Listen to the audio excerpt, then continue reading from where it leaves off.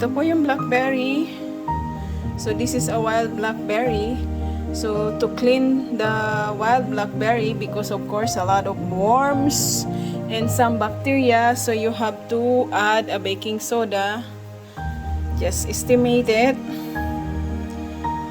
And then you have to soak in the water for 10 to 15 minutes.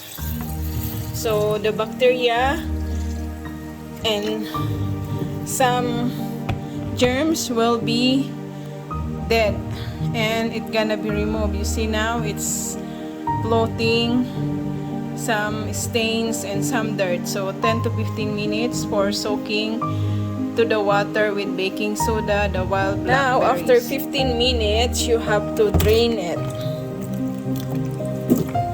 Put in the strainer.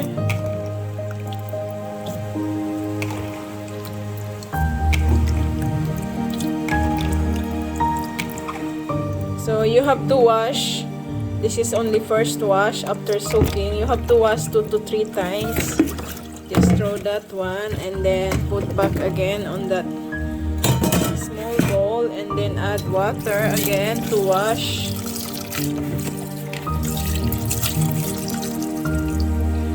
You see guys, still some worms and some dirt or a bacteria. It's coming out from the blackberries.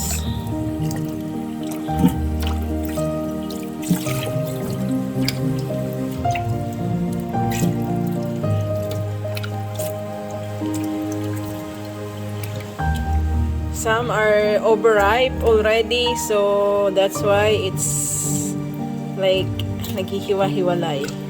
So I'm just gonna throw those. Just gonna get the, and then this is the last wash, third wash. It's so I'm gonna try the blackberries after washing it. Sweet.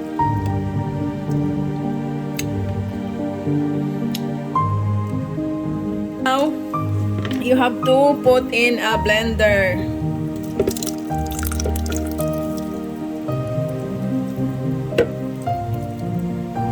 Put everything in a blender. I blend already some and I strain it already, so you don't have to add water.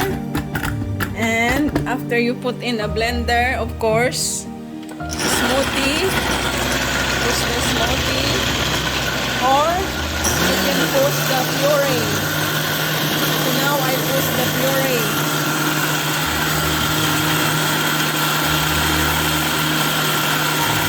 So after 60 seconds, it's gonna be done.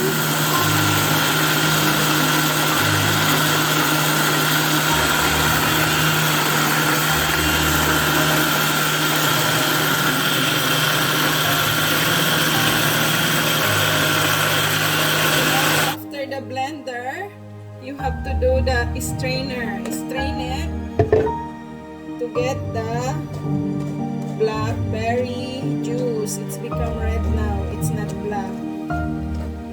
After you blender it, it's gonna become very red. It's like scarlet, the color, or maroon, red, dark red.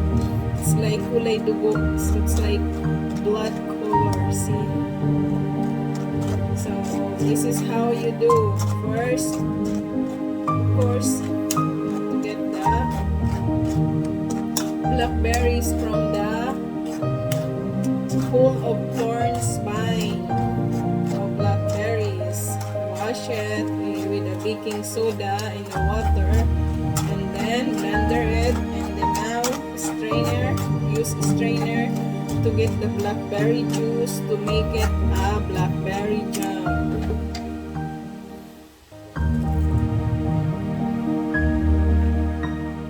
So that's how you get the blackberry juice. See, it's a lot. It's 3 quarts of blackberry juice. So now it's done of the getting the juice of blackberry. So set the top stove for medium heat. So it's on medium heat. And then close the lid. When it's boiling, you have to stir and put the coconut milk and sugar, brown sugar. So now it is boiling already. You have to stir it so it doesn't overflow on your cookware.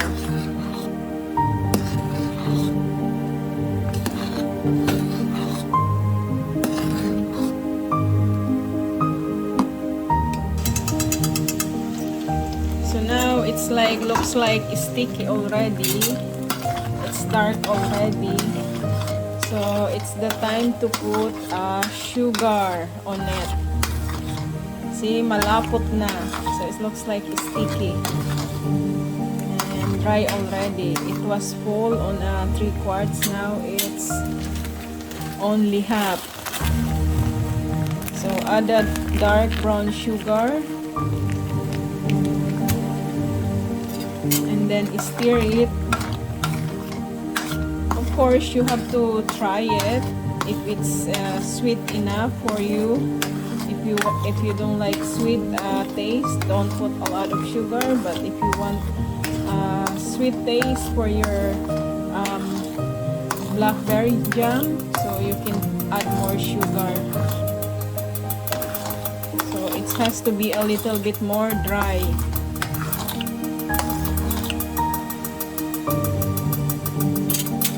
And then of course, put the lid back so it's gonna be dry. So add a coconut milk on it and then you stir it.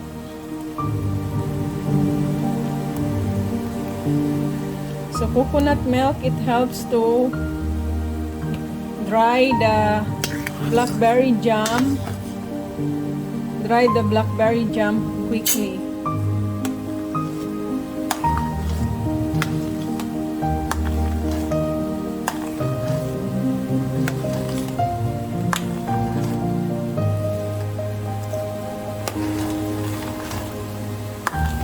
So I have two pots. This one is like, now it's become malabnaw again after adding sugar and coconut milk. I have another one pot over there. It's just started boiling because I did another picking today. So this is from today, this is from yesterday. So let's check it out. So now it's kind of dry already. So it's the time to put nutmeg, ground nutmeg.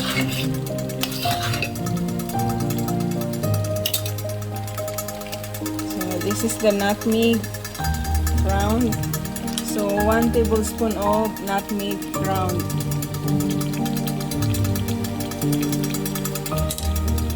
Then of course you have to stir it.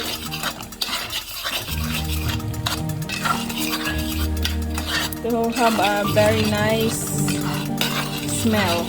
That's why I put nutmeg on my blackberry jam. And it's changed a lot the color. It's become more dark now.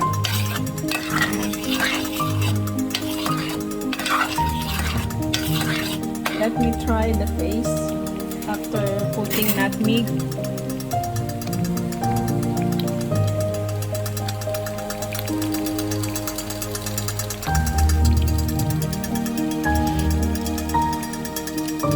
Wow, it tastes so good, sour and sweet. So now the wild blackberries jam is done. Look at that, the texture, it's so sticky now and it dried already. And you can see that it looks like oily because of the coconut milk I add on it, so it looks shiny on it. So it looks so good. So yes, I did 2-3 quarts of wild blackberries jam, and then it was full, both of them, and then now I put together in just 1-3 quarts, only 3 quarts now. after it's dried up everything. So this is a pure organic blackberry jam with sugar and nutmeg. So of course the ingredients, blackberries, brown sugar, and nutmeg. So the procedure, you see it already, I show you. So it's really good. So you can add on your toast. It tastes so good on your toast.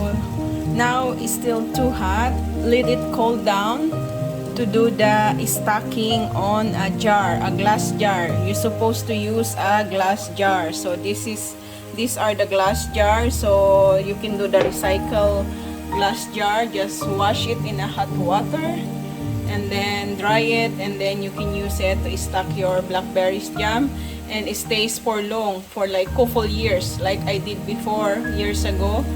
It stays for 1 to 2 years. It doesn't gone bad.